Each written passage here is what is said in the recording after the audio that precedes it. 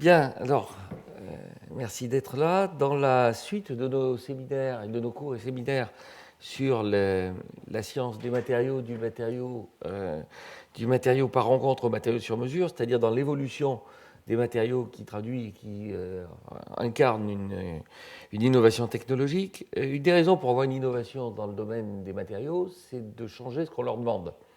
Et une des choses qu'on a vu changer de manière assez drastique dans les 10 dernières années, c'est la question de l'impact environnemental, non pas simplement des matériaux, mais des produits industriels. Donc c'est pour ça qu'il me semblait important d'avoir un cours et un séminaire sur, non pas l'éco-conception en général, parce que ça pourrait être un cours en entier là-dessus, mais une introduction aux problématiques qui se posent dans la conception de produits industriels respectueux de l'environnement. Alors une fois que j'ai dit ça, je me suis dit que c'était important que ça y soit, puis après, vu le bruit qu'on fait autour de ces histoires-là à peu près partout, je me suis demandé si ça valait pas mieux que je fasse un cours sur la théologie médiévale.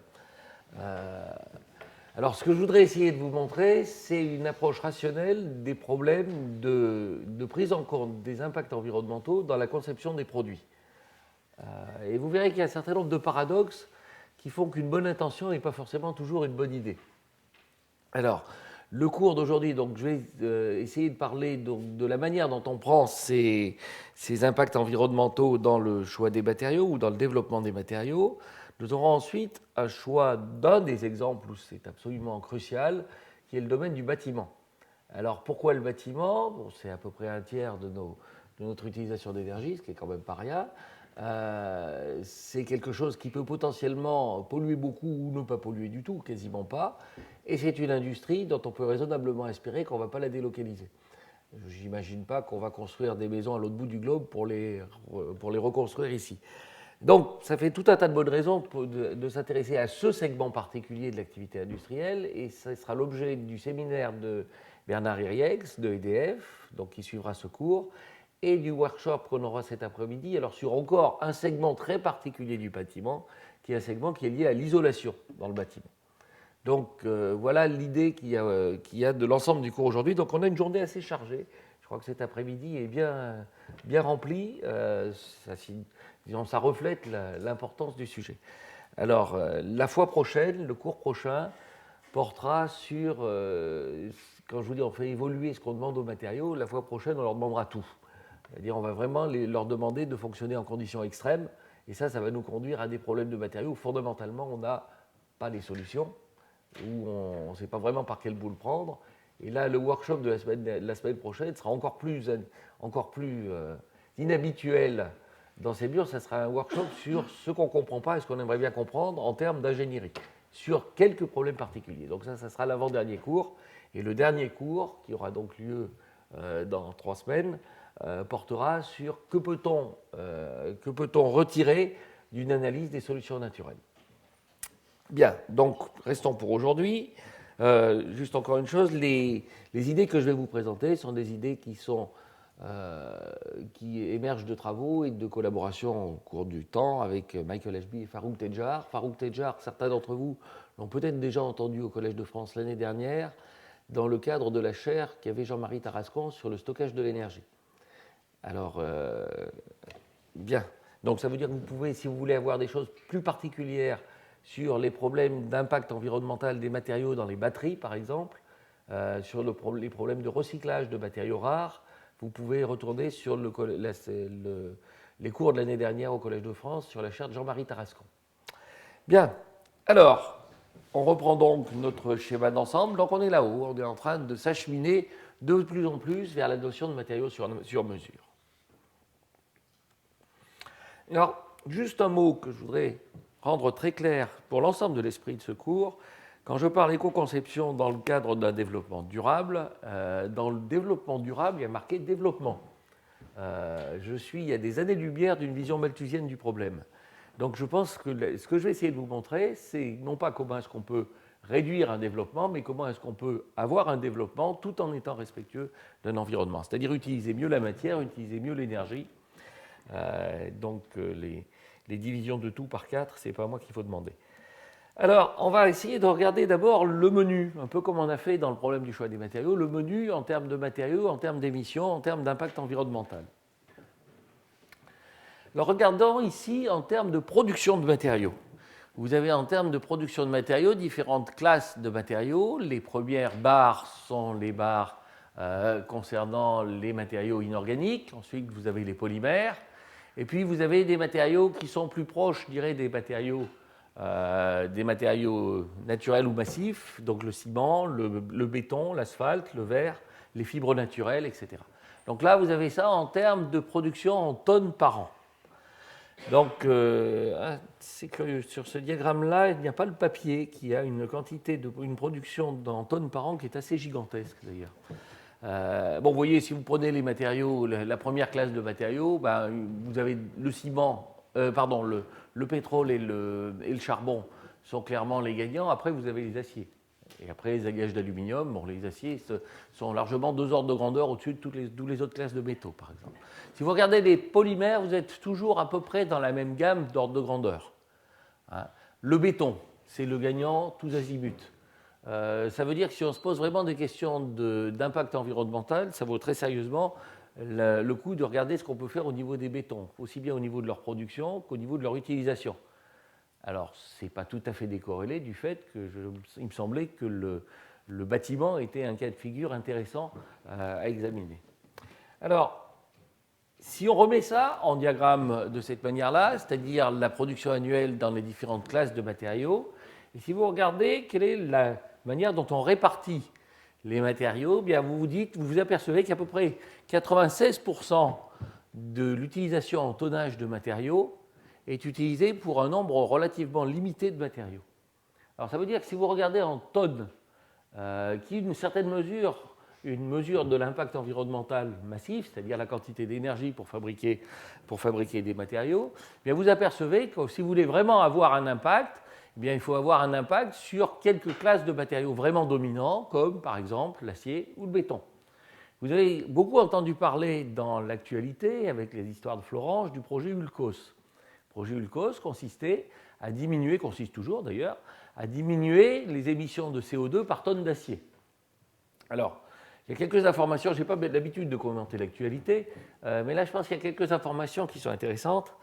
D'abord, ce n'est pas en repeignant les hauts fourneaux en verre qu'on va résoudre le problème. La deuxième chose, c'est que le projet ULCOS visait à diminuer l'émission de CO2 par tonne d'acier. En 15 ans, les émissions de CO2 par tonne d'acier ont été diminuées à peu près par un facteur 2. Ils ont été diminués par un facteur 2 parce qu'on a rendu les hauts fourneaux plus performants. Donc ce que je suis simplement en train de dire, c'est que là, vous avez un cas de figure où un impact environnemental a été atteint, non pas en se disant je vais utiliser moins d'acier, mais en se disant je vais le faire mieux. Et c'est dans cette optique-là qu'est l'ensemble de ce que je vais vous présenter. On va essayer de faire les choses mieux et pas forcément de les faire moins. Alors, une deuxième chose sur ce projet ULCOS, après j'y reviendrai plus, c'est sur un aspect que je vais peu aborder dans ce cours d'une heure, qui est l'aspect comment je peux modifier les procédés de fabrication des matériaux pour diminuer leur impact environnemental. Alors, l'idée du projet ULCOS, c'est de dire essentiellement quand vous faites de l'acierie, vous êtes en train de réduire un oxyde de fer. Donc, il suffit d'utiliser des réducteurs. Alors, les réducteurs classiquement utilisés, c'est le charbon. C'est comme ça que fonctionnent les hauts fourneaux. Mais vous pourriez parfaitement imaginer de réduire un oxyde de fer par l'hydrogène, et personne ne vous y empêche d'utiliser les électrons, qui sont les réducteurs les plus efficaces qu'on puisse imaginer. A priori, il n'y a pas d'exclusive à électrolyser de l'oxyde de fer pour en faire du fer. C'est tout à fait envisageable techniquement. Après, la question qui se pose, c'est tout ce qui est envisageable techniquement, qu'est-ce qui est scientifiquement, qu'est-ce qui est réalisable techniquement et qu'est-ce qui est économiquement viable. Toutes les solutions qui ont été avancées pour le projet ULCOS, c'est-à-dire pour la diminution de l'impact en termes d'émissions de gaz à effet de serre pour la production d'acier, sont des solutions qui évidemment conduisent à un surcoût de production de l'acier. Donc ça veut dire que ces solutions n'ont de sens au point de vue industriel cette fois-ci, pas simplement au point de vue technologique, au point de vue scientifique, et elles n'ont de sens qu'en prenant en compte le coût de la tonne de CO2. Toutes les solutions envisagées sont à la limite de la rentabilité, avec un coût de la tonne de CO2 qui se trouve autour de 40 € la tonne. Ces projets ont été lancés à une époque où on disait que la tonne de CO2 correspondrait à un coût de 100 €. on est actuellement à un coût de 7 euros la tonne. Donc de s'imaginer qu'on va demander à un industriel de financer un projet qui va lui permettre de perdre de l'argent chaque fois qu'il produit une tonne d'acier, ça me semble un tout petit peu irréaliste. Donc ça veut dire, sur cet exemple-là, je suis simplement en train de vous montrer que il y a une marge entre ce qui est scientifiquement possible, ce qui est techniquement réalisable. Dans toutes les choses qui sont scientifiquement possibles, il y en a une, par exemple, qui est techniquement réalisable, qui est de reprendre le gaz du haut fourneau, qui contient du CO et du CO2, de le faire repasser de façon à ce que le CO puisse à nouveau réduire du minerai de fer. Ça, c'est à la fois scientifiquement possible, techniquement réalisable. Maintenant, la question suivante qui se passe, c'est est-ce que c'est économiquement viable? Alors, le économiquement viable est évidemment interfacé avec des décisions politiques qui sont est-ce que je vais taxer la production de CO2, est-ce que je vais la taxer uniquement en Europe et pas en Chine, enfin, etc., etc. Donc vous voyez, ça vous montre toutes les ramifications du problème. Donc évidemment, je ne vais pas en une heure vous passer toutes les ramifications du problème, mais sur ce fait d'actualité, je voulais vous montrer un peu comment tout ça s'articule. Alors, disons la première chose, comme vous avez compris dans tout l'ensemble de ce cours, j'aime bien quand les matériaux sont en grande quantité. Ça ne veut pas simplement les matériaux gastronomiques. Et donc, on va essayer de regarder ce qu'on peut faire pour 96% de l'utilisation des matériaux. Si je regarde les émissions de CO2, cette fois-ci, là, vous avez des émissions de CO2 annuelles par tonne pour les différentes classes de matériaux. Vous avez la même situation. À peu près 20% du CO2 qui va dans l'atmosphère est lié à ces productions-là. Alors, pourquoi je me focalise sur le CO2 ? Ce n'est pas le seul gaz à effet de serre. Et ce n'est pas le seul rejet d'une production de matériaux qui a un impact environnemental. C'est celui qui est, pour l'instant, au niveau international, le plus normalisé, le plus identifié comme étant un problème majeur. Donc c'est là qu'on trouve la force motrice pour essayer d'avoir ces limitations d'impact. Alors, quelques points. Donc ça, c'est en ce qui concerne le menu des matériaux proprement dit. Combien on en produit, quand on en produit, combien on émet de gaz à effet de serre dans l'atmosphère, ou bien combien on utilise d'énergie pour les produire. Je ne vous ai pas parlé de réserve. Alors la raison pour laquelle je ne vous ai pas parlé de réserve est que la réserve est un concept extrêmement douteux. C'est un concept qui est... il y a une réserve physique, évidemment, c'est la quantité de matière que vous avez sur l'ensemble du globe terrestre. Encore que, pour imaginer d'aller chercher des matériaux ailleurs. Enfin bon, on peut se dire que ça c'est une réserve physique. Maintenant, la notion de réserve est une notion qui, elle aussi, est très fortement couplée à l'aspect économique. C'est-à-dire vous avez des choses qui peuvent ne pas être répertoriées dans des réserves et qui deviennent des réserves dès l'instant où elles deviennent économiquement accessibles. Dans l'Alberta, au Canada, vous avez les schistes bitumineux auxquels on n'avait pas du tout envie de les exploiter. Si on augmente le prix du pétrole, on a des réserves qui sont à peu près équivalentes aux réserves de l'Arabie Saoudite. Donc vous voyez que la notion de réserve, c'est quelque chose qui, encore une fois, dans son utilisation pratique, n'est pas une grandeur physique. Donc je ne vais pas parler des réserves, sachant que j'en parlerai uniquement quand on commence à toucher le fond, parce qu'il y a quand même des situations où on commence à toucher un peu le fond. Alors, regardons ces réserves-là en termes d'estimation, donc avec tous les guillemets que vous voulez, et en termes de durée d'estimation pour les années à venir, c'est pour vous montrer quelques évolutions qui résultent de ça. Alors, prenez l'étain et l'argent. L'étain et l'argent sont des matériaux qui sont envisagés pour faire des soudures sans plomb. Les soudures sans plomb, la raison, ce n'est pas qu'on manque de plomb, la raison, c'est que le plomb est identifié comme ayant un impact environnemental désagréable, puis ce n'est pas très bon à la santé. Donc on veut faire des soudures sans plomb, on va se dire je vais utiliser de l'étain, à part que la quantité d'étain disponible sur la planète n'est pas du tout illimitée. Donc on risque de se trouver dans une situation où une solution qui est imposée par une requête qui est à la fois environnementale et sanitaire risque de se heurter au fait précis de savoir que je n'ai pas forcément la matière disponible. Alors, deuxième aspect. Ah zut, là c'est pas bien sorti. On peut réfléchir aux métaux critiques. Alors vous avez un très très beau rapport de l'OPEX. Je fais toujours beaucoup de pubs à l'OPEX, l'Office parlementaire des choix scientifiques et technologiques. Vous avez un rapport justement sur les métaux rares.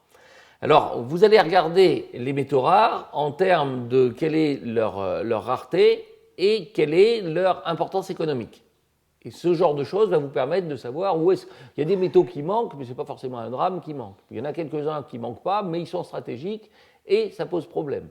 Ce que je voulais maintenant vous montrer, c'est un cas particulier dont on a encore beaucoup parlé, qui est le cas des terres rares. Alors, les terres rares sont des matériaux qui ont une importance considérable, notamment dans toute la fabrication des aimants et aussi dans des problèmes de stockage d'énergie, dans des problèmes de piles. Ce sont des matériaux qui sont extrêmement importants et c'est des matériaux qui sont, bon, ils ne sont pas si rares que ça, enfin, il n'y a quand même pas tant d'endroits où on en fait. Et alors là, vous avez manque de bol. Pourquoi on a parlé autant des terres rares ces dernières années? Parce qu'un endroit où il y a beaucoup de terres rares, c'est en Chine. Et s'il y a un endroit où on a vraiment envie de faire des moteurs, de faire des batteries, etc., c'est aussi en Chine. Donc vous êtes dans une situation où vous allez dire, mince, je ne peux quand même pas décemment leur dire de ne pas fabriquer des aimants. De toute façon, je peux toujours leur dire, ils le feront quand même. Mais d'un autre côté, si eux, ils fabriquent des aimants et autant qu'ils doivent en fabriquer, nous, on va avoir de plus en plus de mal à en fabriquer. Donc, on se retrouve dans une situation où ça devient à la fois un argument géopolitique, une contrainte économique et une contrainte technique. Alors, regardez les domaines d'application des terres rares, c'est quand même pas rien. Vous avez à peu près 13% qui sont utilisés dans l'automobile, 16% dans les batteries, 19% dans les aimants, toute la catalyse chimique. Ça fait quand même une part non négligeable de notre industrie. Alors, y compris des trucs à la mode qui font du vent, hein, des éoliennes. Bon, vous n'allez pas pouvoir fabriquer des éoliennes si vous n'avez pas des aimants efficaces qui vous permettent d'avoir des alternateurs. Alors, le problème qu'on va avoir ici, c'est de se dire, bien, j'ai des terres rares, j'ai besoin de terres rares, l'endroit où on en fabrique se trouve précisément à l'endroit où il y a d'autres personnes qui en ont besoin et qui vont d'abord servir à vendre de me les donner. Qu'est-ce que je fais? Donc ça nous amènera à une notion qui est très simple, qui est la notion de mine urbaine. C'est-à-dire, on n'a pas de mine de terres rares, à part qu'on a la mine des terres rares qu'on a déjà utilisée. Donc, ça veut dire qu'en plus d'avoir cette évolution du matériau de rencontre au matériau sur mesure, on a aussi une évolution d'une conception industrielle qui consiste à utiliser du matériau à une conception industrielle qui consiste à devenir fournisseur de matériaux. C'est-à-dire, les objets qu'on a fabriqués deviennent des ressources de matériaux et pas simplement des consommations de matériaux. Alors ça fait un moment qu'on le fait, mais on va être amené à le faire de manière de plus en plus systématique. Bien, alors maintenant, on va non plus se focaliser sur les ressources, mais se focaliser sur l'usage. Donc ce que je vais essayer de vous montrer, c'est une manière complètement iconoclaste qu'a proposé Mike Ashby de regarder l'impact environnemental. Comme d'habitude, on lui a dit que c'était beaucoup plus compliqué, comme d'habitude, c'était vrai, et comme d'habitude, ça permet de structurer la réflexion en disant quels sont les grands ordres de grandeur, quelles sont les grandes données. Alors de la même manière que vous n'avez pas besoin de savoir pour choisir entre un acier, un polymère et un alliage d'aluminium pour une application structurale, vous n'avez pas besoin de savoir la totalité de la courbe de déformation du matériau, vous avez besoin de savoir en gros comment ça se positionne en termes d'ordre de grandeur, de ductilité et de limite d'élasticité. Et puis après, quand vous faites la vraie conception, quand vous allez dessiner votre pièce, là vous avez besoin d'informations très précises. Là, ce qu'on va faire, c'est l'équivalent du côté de l'impact environnemental d'une version dégradée des éco-audits, c'est pas des éco-audits, bref, une version, c'est tellement dégradé que j'en ai oublié le nom, une version dégradée du life cycle analysis, de l'analyse de cycle de vie. Donc on ne va pas faire une analyse de cycle de vie dans le détail, on va regarder quelque chose de beaucoup plus simple, mais qui va permettre d'aider à comparer des solutions envisageables, avant de le faire en détail. De la même manière que les méthodes de choix de matériaux ne vous permettent pas de dimensionner une pièce, mais vous permettent, avant d'avoir choisi le matériau avec lequel vous allez faire la pièce, d'avoir une comparaison assez simple entre les différentes options. Alors, cette analyse de cycle de vie, on part de ressources naturelles, on produit du matériau. Pour produire ce matériau, on a à transporter les ressources naturelles, on a à fournir de l'énergie, on a à fournir d'autres matériaux pour passer du minerai au matériau, et puis évidemment, il va en résulter un certain nombre de déchets. Alors, une fois que vous êtes passé de la matière au matériau, vous allez manufacturer le produit, et pour manufacturer le produit, il faut transporter le matériau, vous allez le manufacturer. Vous allez aussi avoir besoin d'énergie pour pouvoir faire fabriquer votre extrudeuse, par exemple, et puis vous allez avoir besoin de produits supplémentaires, de matières supplémentaires, pour passer du matériau au produit manufacturé. Et ça aussi va vous donner des déchets. Les déchets, ça peut être, par exemple, des copeaux d'usinage. Ce n'est pas forcément des déchets inintéressants. Vous continuez, on va se poser maintenant la question de l'utilisation du produit. Et pour utiliser le produit, eh bien, il faut aussi, alors prenez une voiture, ça va utiliser de l'essence, donc je vais avoir une certaine consommation de matière, une certaine consommation d'énergie, ça va produire un certain nombre de choses désagréables, ne serait-ce que les gaz d'échappement, et je vais être obligé aussi de me poser la question, en fonction de la fonction que je fais remplir au produit, eh bien, quel va être l'impact que je vais avoir en termes de consommation de matière et de consommation d'énergie. Vous voyez qu'on commence à voir poindre le fait que ça n'a pas beaucoup de sens de se demander quel est l'impact environnemental de l'acier ou d'un composite à base polymère.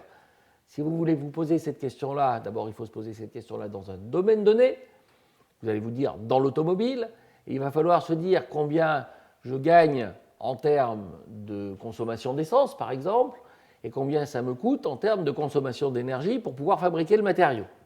Donc vous voyez qu'on est déjà dans une situation où finalement cette idée de faire une analyse de cycle de vie doit nécessairement porter sur un produit dans un secteur donné. Ça ne veut pas dire que les matériaux ne sont pas importants, ça veut dire que les matériaux ne sont qu'un seul aspect du problème. Vous continuez votre produit manufacturé, votre produit industriel que vous avez utilisé, eh bien vous arrivez à sa fin de vie. À la fin de vie du produit industriel, vous pouvez l'envoyer directement à la décharge. C'est ce qu'on fait de moins en moins maintenant. Vous pouvez vous dire, je peux faire de l'énergie à partir du produit industriel, par exemple, je peux le brûler pour chauffer, après l'avoir réduit en miettes. Je peux aussi le recycler la matière recycler la matière du produit industriel et le remettre dans le cycle de production. Vous noterez que ce n'est pas tout à fait neutre, cette chose-là. Parce que si vous le faites à la fin d'un produit que vous n'avez pas conçu pour ça, ça va être un cauchemar. C'est très facile de recycler le tungstène quand vous avez un bloc de tungstène. Maintenant, vous prenez la même quantité de tungstène, vous en faites des tas de petits filaments dans des ampoules, vous voyez que le problème ne va pas être le même. Il va y avoir un problème de séparation, il va y avoir un problème de collecte. Donc vous voyez encore toute cette question-là de prendre en compte l'aspect environnemental dans la conception du produit va aussi prendre en compte aussi une infinité d'autres aspects qui, eux, ne relèvent plus vraiment techniquement de l'ingénierie. Donc recycler, on peut. Il y a une autre chose qu'on peut faire, c'est réparer le produit et le refaire marcher. On avait perdu cette habitude. Moi, quand j'étais gamin, chaque année, on amenait le cartable chez le cordonnier pour renouveler le cartable. Et puis, ça durait. Moi, j'ai eu un cartable qui a duré de la 6e à la terminale, comme ça. J'ai l'impression que c'est plus tellement dans l'air du temps, cette chose-là. C'est peut-être des choses qui sont à reprendre dans le cadre d'une utilisation intelligente de la matière et de l'énergie. Vous voyez ici que là aussi, je suis en train de me faire des ennemis quand je dis ça. Il est complètement évident que s'il y a quelqu'un dans la salle qui fait du marketing d'une entreprise, il ne sera sûrement pas ravi de m'entendre dire qu'on va réparer le produit pour le faire durer plus longtemps.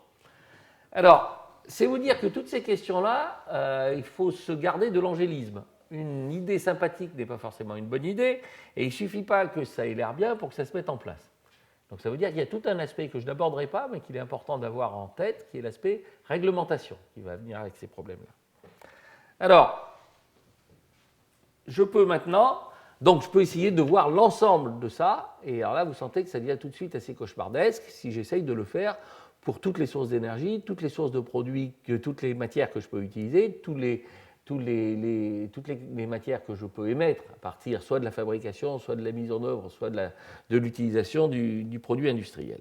Donc, c'est ça le principe de life cycle analysis dans son principe, c'est-à-dire from cradle to grave, depuis le berceau jusqu'à la tombe, sachant qu'on a en plus l'idée de résurrection, puisque de la tombe, on le remet au berceau. Donc voilà un peu l'idée de l'analyse de cycle de vie. Voilà typiquement le genre de choses que vous allez avoir pour une analyse de cycle de vie de bois de boisson en aluminium. Donc ça va vous dire quelle est la quantité de bauxite que vous fabriquez, quelle est la quantité d'électricité, quantité de bauxite que vous utilisez, quelle est la quantité d'électricité ou de pétrole que vous allez utiliser pour le faire. Vous allez vous poser la question de la quantité d'eau, des émissions de CO2, de CO, de NOx, de SOx, etc. Donc, vous allez avoir quelque chose qui va être extrêmement compliqué et qui, en fait, est une analyse d'un produit déjà fait. Alors, malheureusement, vous allez voir que les méthodes qui existent actuellement, que je vais vous présenter, qui sont plutôt plus simples, partent aussi de l'idée d'une analyse d'un matériau, d'un objet déjà fait. Et qu'en fait, ce qui manque cruellement, c'est une analyse qui permettrait d'orienter vers des objets qu'on pourrait faire. Mais bon, les cours au Collège de France sont censés vous parler de la science en train de se faire, donc là, je vous parle de méthodes qui sont en train de se mettre en place. Alors, vous avez des informations qui vont relever de la consommation de ressources, d'un inventaire des émissions, Et puis, vous avez évidemment des informations qui viennent de l'impact de ces émissions sur l'environnement. Alors, avec toutes les pincettes qu'il faut mettre sur cette partie-là. La transition entre, vous pouvez imaginer combien de CO2 vous fabriquez pour fabriquer une boîte de boisson. Vous savez bien que la manière dont ça peut impacter sur l'environnement est quelque chose sur lequel un certain nombre de gens s'étripent avec constance et méthode. Alors, l'idée qui est derrière, je ne suis pas en train de vous dire qu'il ne faut pas faire d'analyse de cycle de vie complet. L'idée, c'est que de faire une analyse de cycle de vie complet prend beaucoup de temps, est très cher et demande beaucoup de détails. Ça veut dire que c'est quelque chose que vous faites sur un produit, et ça veut dire aussi malheureusement que c'est quelque chose qui est très souvent un outil de lobbying. C'est-à-dire vous faites une analyse de cycle de vie sur un produit que vous allez vendre pour essayer disons, d'influencer une réglementation qui vous permettra, disons, d'une certaine manière, d'assurer un marché au produit que vous avez fait. Alors ça, ce n'est pas mon propos, je n'ai rien à vous vendre aujourd'hui. Ce que je vais simplement essayer de voir, c'est comment est-ce qu'on peut avoir une version simplifiée de cette chose-là qui puisse être utilisable pour un concepteur au début des étapes de conception. Et non pas pour un marchand à la fin de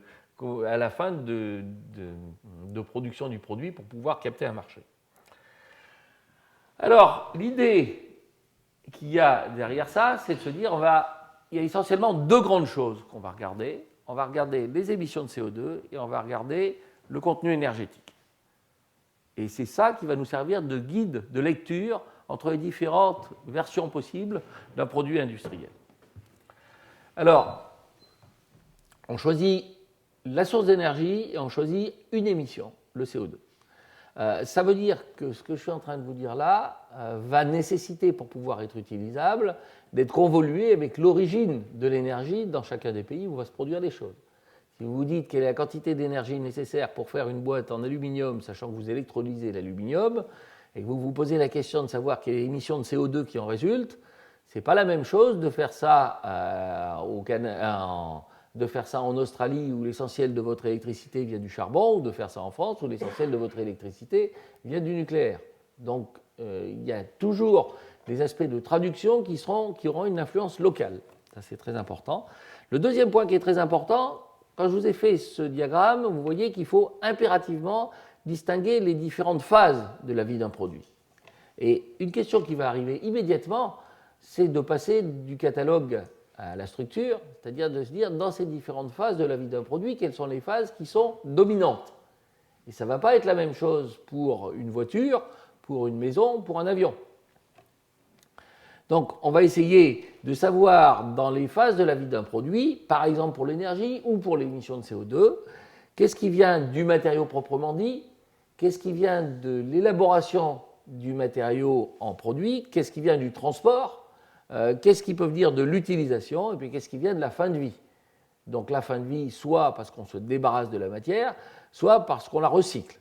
Donc il va falloir savoir, aussi bien pour les deux indicateurs qu'on s'est donnés, l'indicateur énergétique et l'indicateur émission de CO2, il va falloir savoir dans quelle phase du produit l'impact est dominant.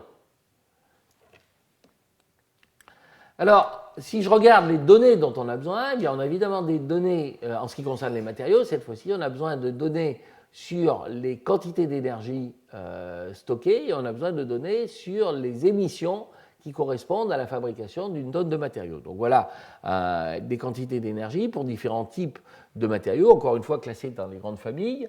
Bien, vous voyez, dans les alliages métalliques, si vous faites en mégajoules par kilo, clairement, le titane, c'est celui qui gagne. Le magnésium, magnésium, par exemple, c'est un cas qui est intéressant. Si vous dites, je veux remplacer la pédale de frein d'une voiture ou la coque du siège en magnésium, vous pouvez vous dire, ça, je gagne du poids. Clairement, je gagne du poids par rapport aux solutions existantes.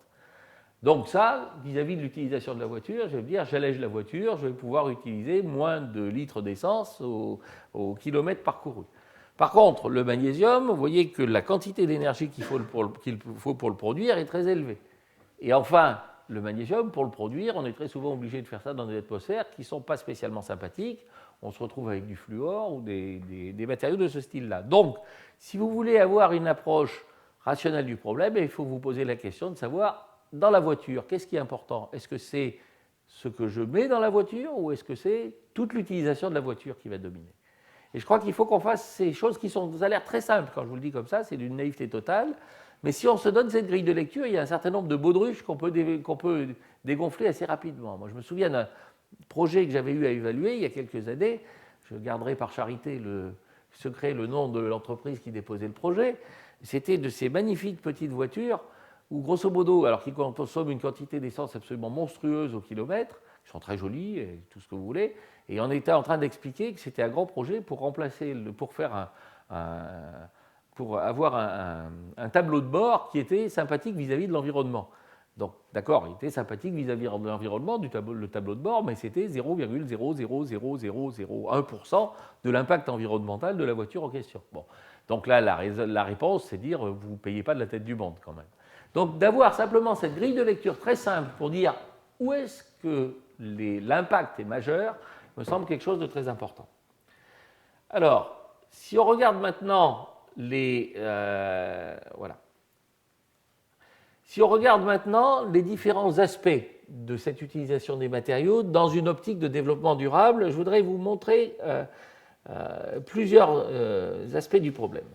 Alors, pourquoi on a besoin de se poser cette question-là ?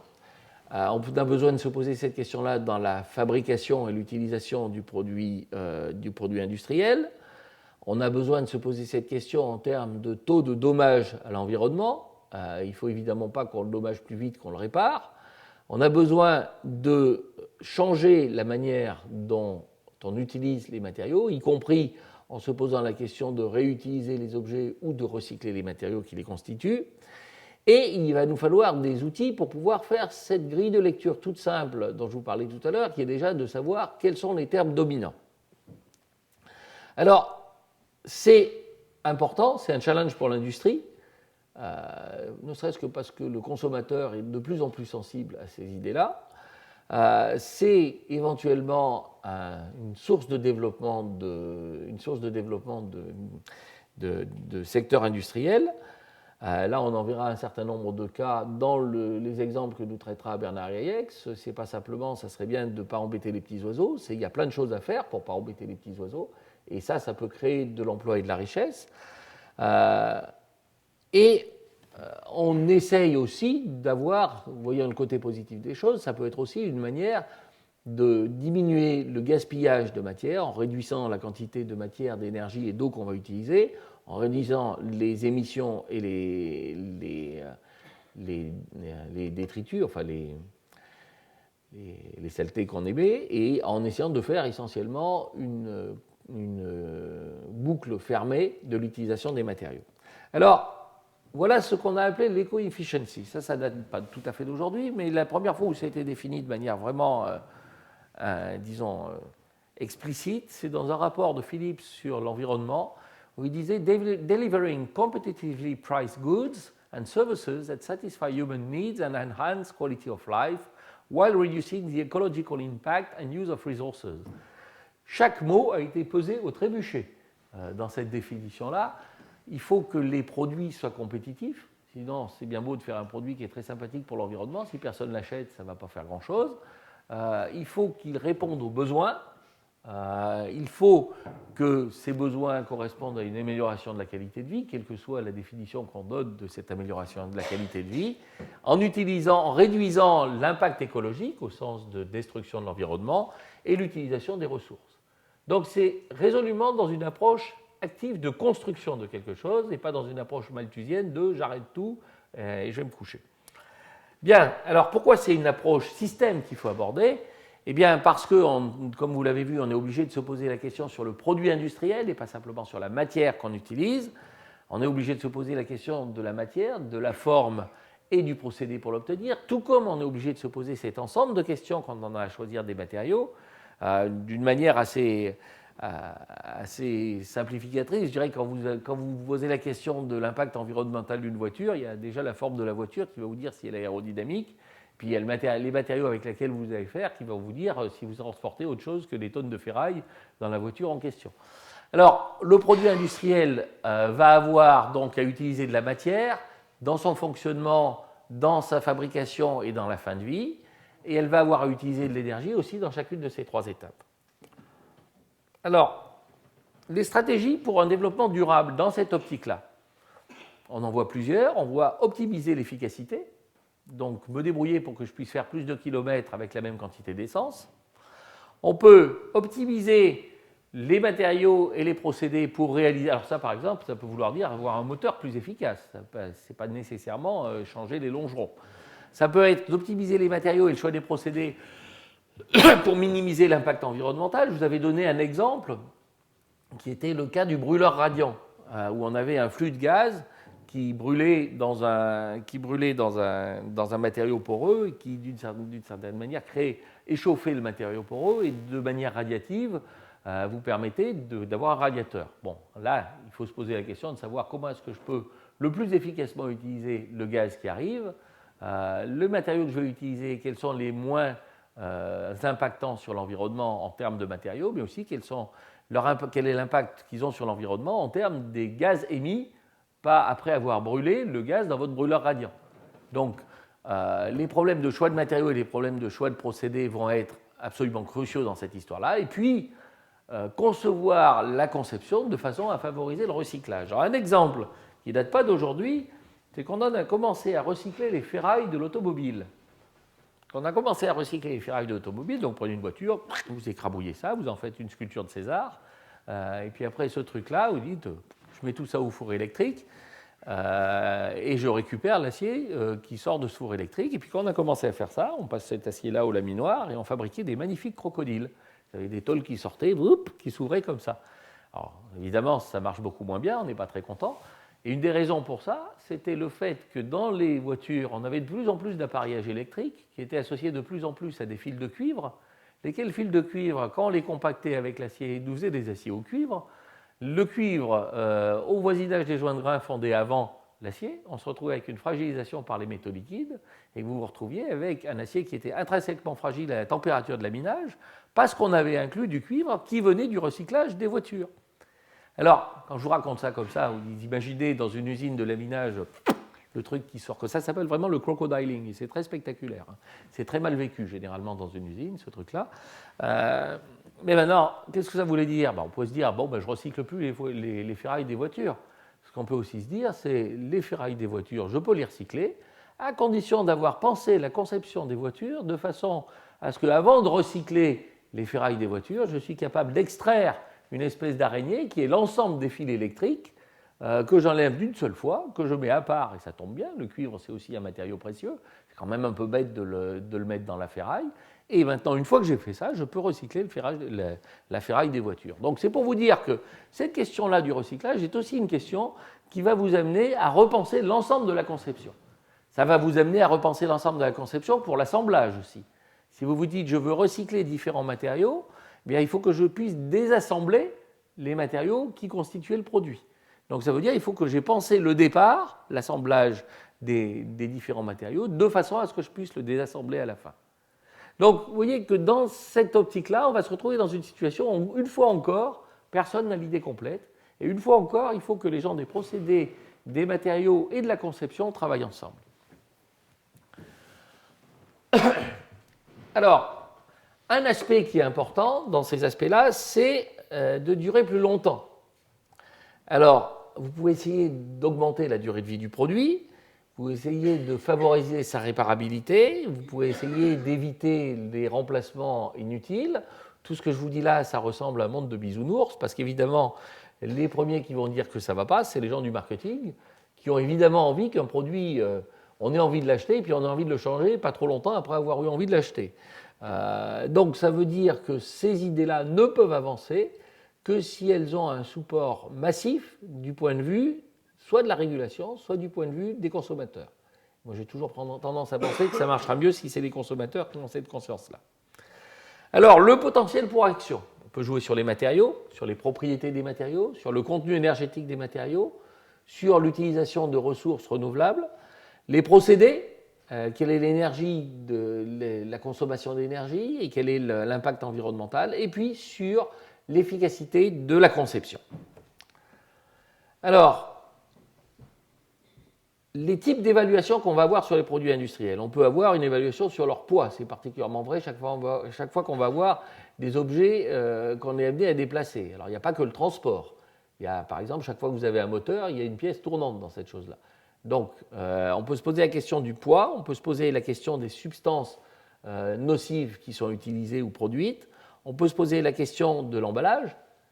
Si vous regardez dans le grand public, la quantité de matériaux qu'on utilise pour emballer les choses, c'est absolument gigantesque. Et là, l'impact environnemental est quelque chose de très important. Question intéressante, qu'est-ce qu'on fait du verre? Est-ce que je recycle le verre ou est-ce que je consigne les bouteilles? C'est une question qui mérite d'être posée, c'est une question qui est aussi bien économique que technique. La production et l'utilisation de l'énergie, le recyclage, et dans toutes ces questions-là, les matériaux vont jouer un rôle central. Alors, ce que je veux simplement vous dire, c'est que, bon, évidemment, comme chaque fois qu'on se trouve dans une situation comme ça, il y a une directive qui sort, de préférence incompréhensible, et qui n'est pas forcément très facile à mettre en œuvre, mais il y a une directive européenne qui dit aux fabricants qu'ils doivent démontrer qu'ils ont considéré dans l'utilisation de l'énergie dans leurs produits en tant qu'utilisation de matériaux, en tant que manufacture, en tant qu'emballage et transport, en tant qu'utilisation et en tant que fin de vie. Alors, une fois qu'on a dit qu'il fallait qu'ils y aient pensé, on ne dit pas beaucoup plus. Bien. Alors, je reviens à celui-ci, à l'analyse de cycle de vie qu'on a vu tout à l'heure, et je vais essayer de vous montrer de le faire d'une manière un petit peu plus détaillée. Alors, qu'est-ce qu'on va essayer de faire? Et c'est à ce niveau-là que les recherches se trouvent actuellement, notamment à Cambridge, c'est de commencer par faire ce qu'on appelle un éco-audit, c'est-à-dire de se demander dans les différents produits industriels qu'on va considérer ou dans une réalisation donnée d'un produit industriel, quelle est la partie dans l'énergie et dans le CO2 qui vient des différentes phases d'utilisation. Donc, on va se poser la question des implications que ça a dans le design. Si on se dit qu'il y a une partie non négligeable qui vient des matériaux, eh bien, il faut que je me demande comment je peux minimiser la quantité de matériaux et minimiser non seulement la quantité, mais la quantité de matériaux multipliée par la quantité de CO2 par tonne ou multipliée par le nombre de mégajoules par tonne de matériaux. Je peux me demander si je m'aperçois que l'endroit où c'est important, c'est dans la fabrication. Eh bien, là, il faut se poser la question des minimisations des énergies dissipées ou des émissions dans le cours du procédé. Si c'est le transport, eh bien, on peut se poser la question, évidemment, de faire des trucs plus légers, ça c'est une possibilité, mais on peut aussi se dire, est-ce qu'il ne vaut pas mieux les fabriquer à un endroit où je n'aurai pas à les transporter beaucoup par rapport à l'endroit où je vais les utiliser? Donc on peut essayer soit de minimiser le coût du transport en termes de coût au kilomètre, soit de minimiser la quantité de kilomètres. Et la question du bâtiment, là, devient aussi... La question se pose d'une manière évidente dans le bâtiment, de manière moins évidente dans d'autres secteurs. Alors, c'est ce qui est de l'utilisation, c'est la question de savoir où est-ce que je perds de l'énergie dans l'utilisation ou que j'émets du CO2.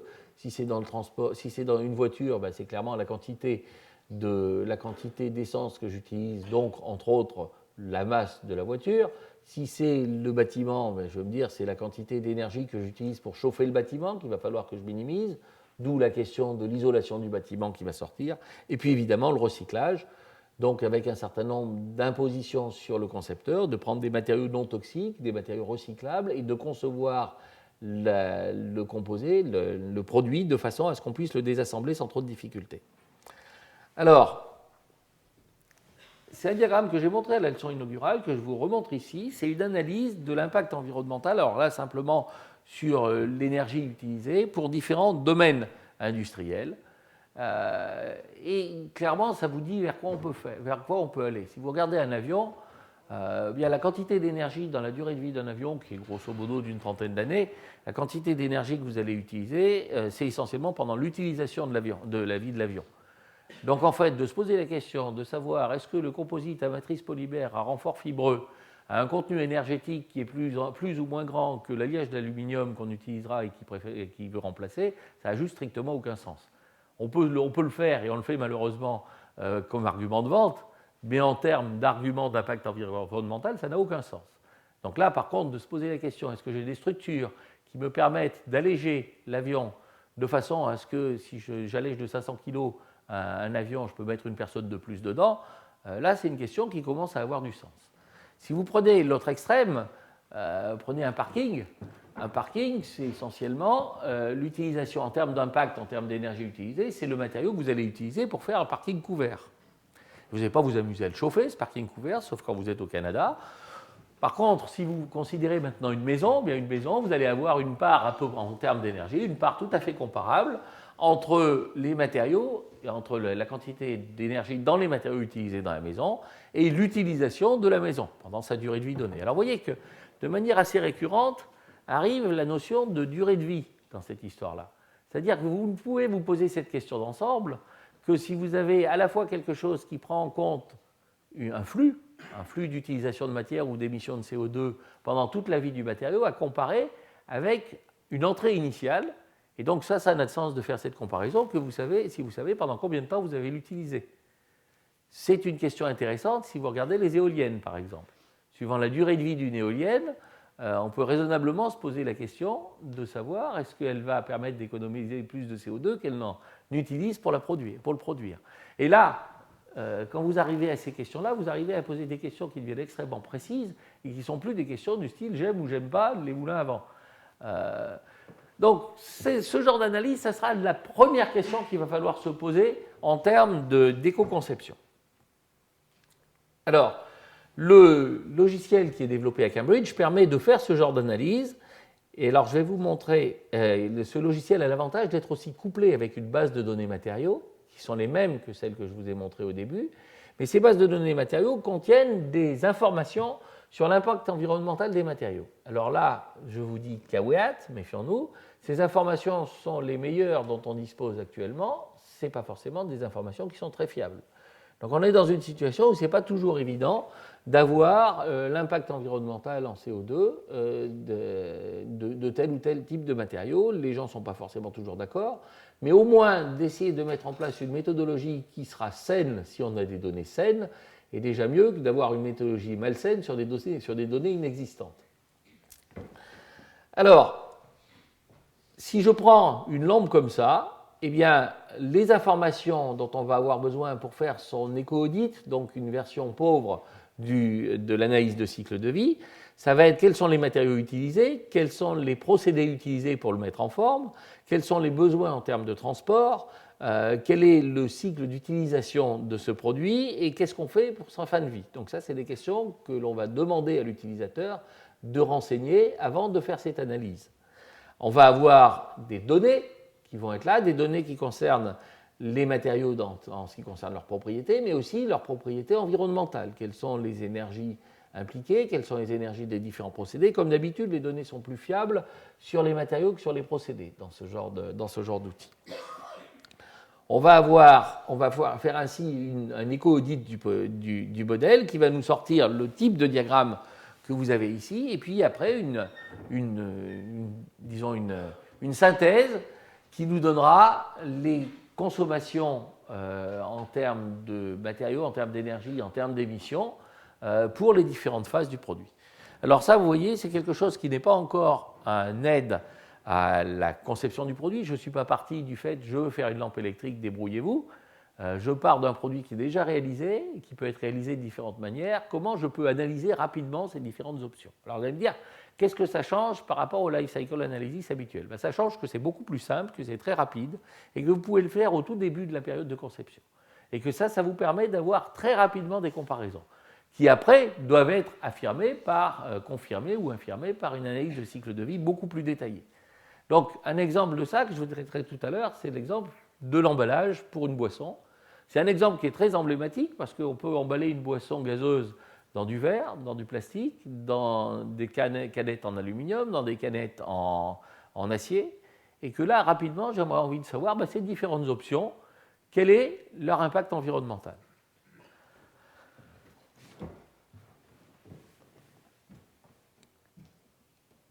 Voilà. Alors, on va faire quelques petites études de cas pour illustrer tout ça. Avant d'aller directement à la boîte boisson, je voudrais vous en montrer un qui est assez amusant. C'est une étude de cas où, essentiellement, techniquement, ça se ressemble étrangement. C'est le pare-choc de la voiture ou le pare-choc de la rainure d'autoroute. Ça se ressemble étrangement parce que la fonction dans les deux cas, c'est d'absorber le choc.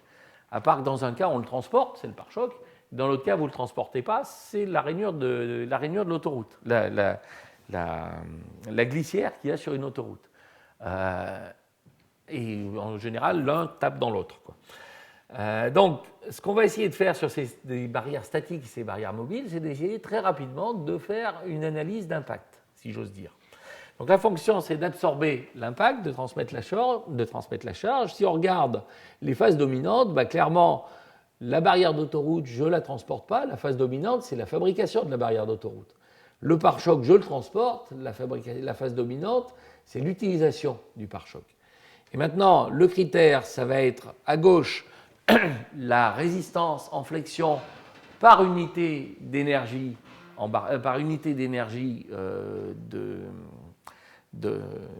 du matériau utilisé, et puis de l'autre côté, ça va être la résistance en flexion par unité de masse. Dans un cas, j'essaye de minimiser la masse de la voiture, dans l'autre cas, j'essaye de minimiser la quantité d'énergie que j'ai mis dans ma rainure.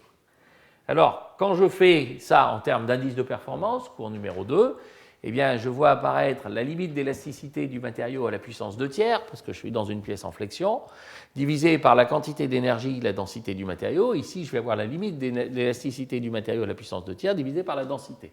Ça, c'est très simple, c'est l'indice de performance qui prend en compte ou non le contenu énergétique. Et maintenant, quand vous mettez ça sur une carte de sélection, eh bien, vous voyez que si vous faites un contour en quantité d'énergie en fonction avec cet indice de performance-là, bien vous voyez sortir naturellement des aciers bas carbone, des aciers faiblement alliés, des graphites nodulaires ou des fontes à graphite nodulaire ou des fontes grises.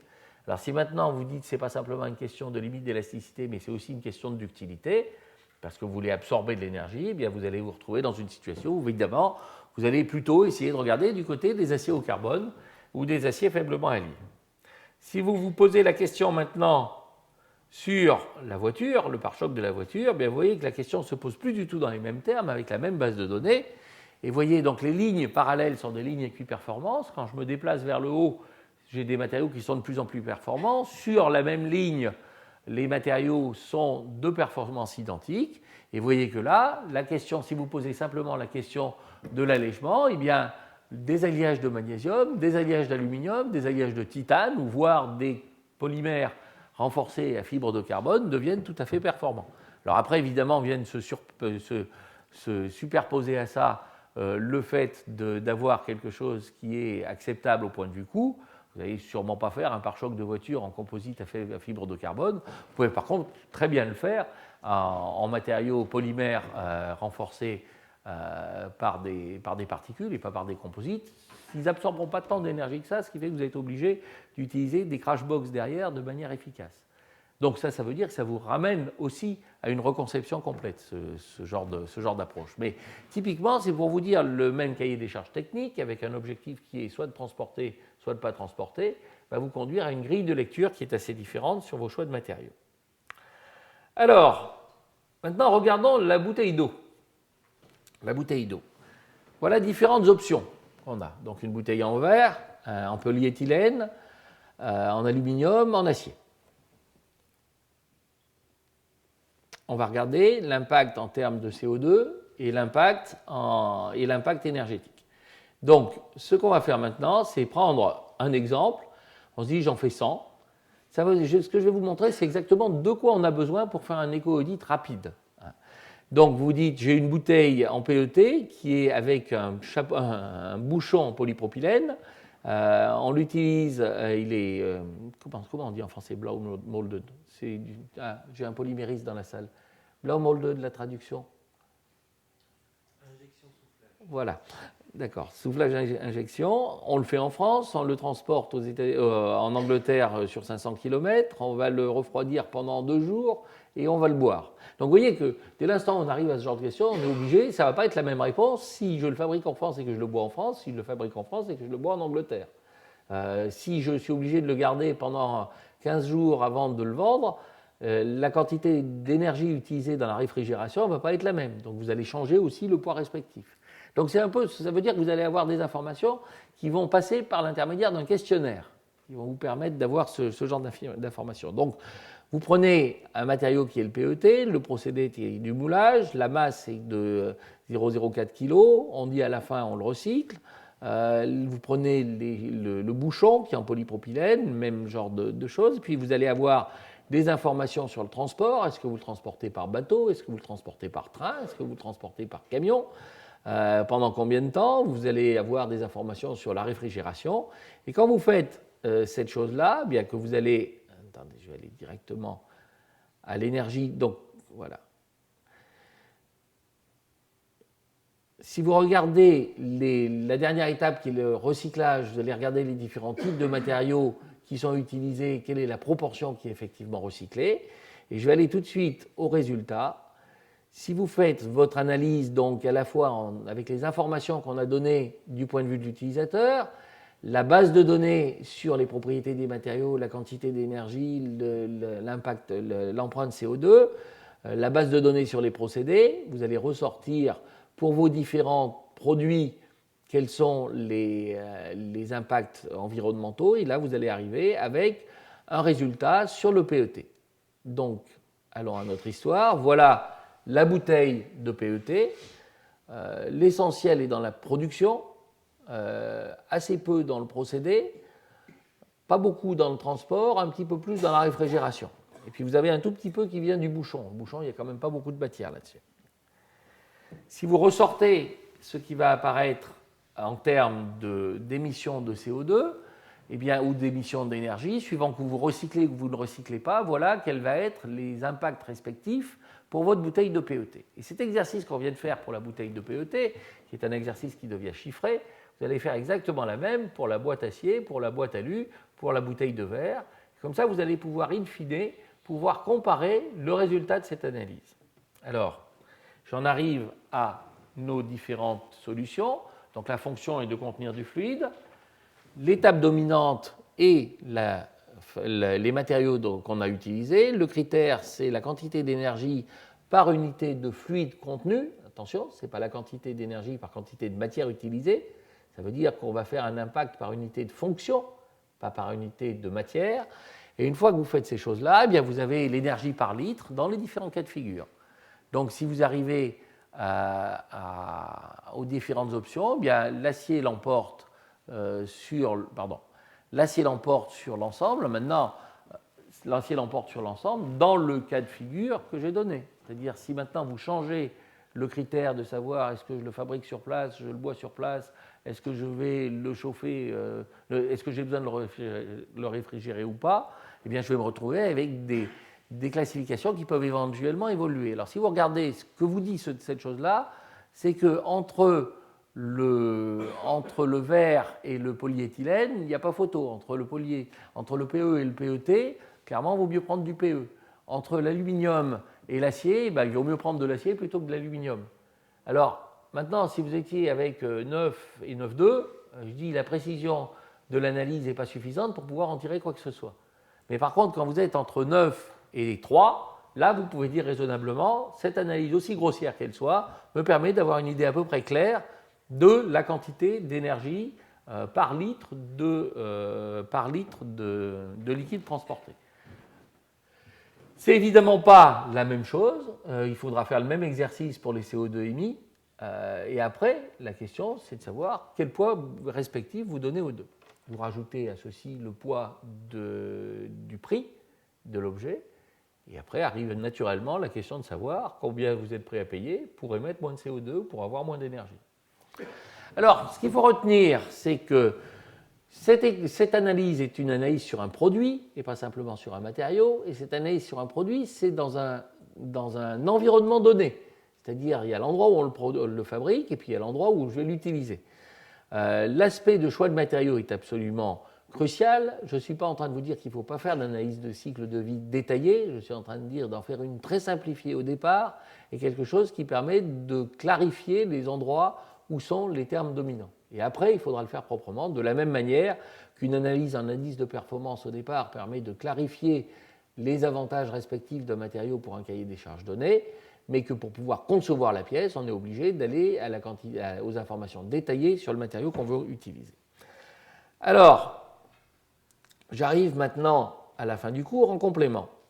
Donc, je vous ai donné cet exemple déjà, je veux juste y revenir 2 minutes, c'était le brûleur radiant.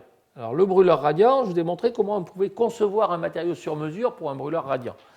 Maintenant, le concevoir, le matériau sur mesure pour un brûleur radiant, donnait un certain nombre de solutions, qui étaient en termes d'émissions de NOx et d'émissions de CO. Je vous ai montré que bien, pour une puissance donnée, il valait mieux, ici, dans le cas présent, d'utiliser un Feckrali pour minimiser cette chose-là. Et maintenant, si je me regarde pour ce qui est du pouvoir radiatif émis, eh bien, il semblerait que les solutions céramiques soient plutôt meilleures. Alors là, c'est plutôt meilleur, c'est pas forcément évident que ce soit très significatif quand même. Enfin bon, il semblerait que ça soit quand même un peu meilleur, c'est de toute façon très nettement meilleur que cette céramique-là. Alors après, la question, c'est de vous dire, est-ce que c'est l'efficacité de l'utilisation du gaz sur lequel je vais insister, ou est-ce que c'est le pouvoir d'émission de CO et de NOx? Ah oui, il y a un cas de figure qui devient tout à fait désagréable pour les personnes iréniques, si j'ose dire, c'est que les deux ont un impact environnemental important. Aussi bien d'utiliser le mieux possible le gaz que d'émettre le moins possible de polluants. On n'est pas à se dire, est-ce que je veux faire ça à un certain coût, par exemple. On est à se dire, j'ai deux impacts environnementaux, lequel de ces deux impacts va me permettre d'être la grille de lecture pour choisir l'un plutôt que l'autre.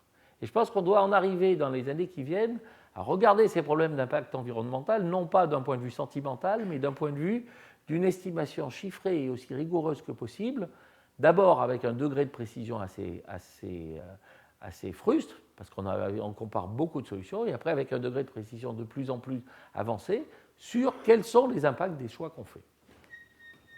Alors, je vous ai parlé de toute la question du recyclage des matériaux, qui revient en première ligne dès l'instant où on va se poser la question de l'impact environnemental. Là encore, se méfier des idées qui font plaisir. Si vous regardez le recyclage du papier, qui dirait dans la salle que ce n'est pas une bonne idée de recycler du papier? À part qu'une des premières conséquences de recycler le papier, si on fait ça de manière bête, c'est d'augmenter les incendies de forêt. Et la raison, c'est que le papier recyclé est un papier de moindre qualité que le papier premier, qui d'une certaine manière, économiquement, va prendre la place du papier qu'on va fabriquer avec le petit bois des forêts. Si vous développez massivement le papier recyclé sans avoir mis en place la filière de ramassage du petit bois de forêt qu'on n'a plus de raison de ramasser, sauf si on l'utilise après pour brûler, ce qui est encore une autre chose, si vous faites ça, le résultat, ça veut dire que vous n'allez pas ramasser le petit bois dans les forêts, et donc vous allez augmenter les chances de pouvoir faire des incendies de forêt. Alors, il n'y a pas une seule personne sympathisante de la nature qui va se dire que c'est une bonne idée de faire le feu dans les forêts. Je ne suis pas en train de vous dire qu'il ne faut pas recycler le papier, je suis en train de vous dire que pour ces questions-là, il faut se méfier comme de la peste des idées qui nous semblent sympathiques. Et il faut voir l'ensemble du problème, c'est-à-dire de se dire, si je veux recycler du papier, il faut en même temps que je trouve une solution économique à la filière petit bois, et ça peut être d'ailleurs une solution du style de développer les chaudières à bois. Mais il ne faut pas négliger cet aspect-là. Alors, je ne vous parle pas des systèmes de blanchiment du papier, etc. Donc, là, d'une certaine manière, je suis en train de me tirer aussi une balle dans le pied. Parce que je vous ai dit, pour faire des matériaux performants, des solutions innovantes, répondre à des cahiers des charges de plus en plus exigeants, on évolue de plus en plus vers des idées de matériaux hybrides, de matériaux sur mesure, à part que, dès l'instant où on va faire des matériaux hybrides et des matériaux sur mesure, eh bien, on va aussi se poser la question d'assembler des matériaux, et donc là, on se complique singulièrement la vie pour ce qui est de leur récupération et de leur recyclage. Donc ça veut dire que, du point de vue de l'impact environnemental, l'idée de faire ce que j'ai appelé les matériaux architecturés est quelque chose qu'il faut faire aussi en ayant en tête de savoir comment je récupère les constituants du matériau architecturé et comment j'inclus ça dans la conception du matériau au départ. Alors, mes conclusions. Faire de la conception pour un développement durable est un problème d'ingénieur, mais au sens le plus général du terme. C'est-à-dire qu'il y a des tas d'autres choses qui ne relèvent pas proprement, simplement de la technique, qui relèvent de l'économie, qui relèvent de la sociologie, et qui sont importantes, mais ce n'est sûrement pas une croyance religieuse. Le recyclage n'est pas toujours bon pour l'environnement. Il peut l'être, mais ça n'est pas systématique.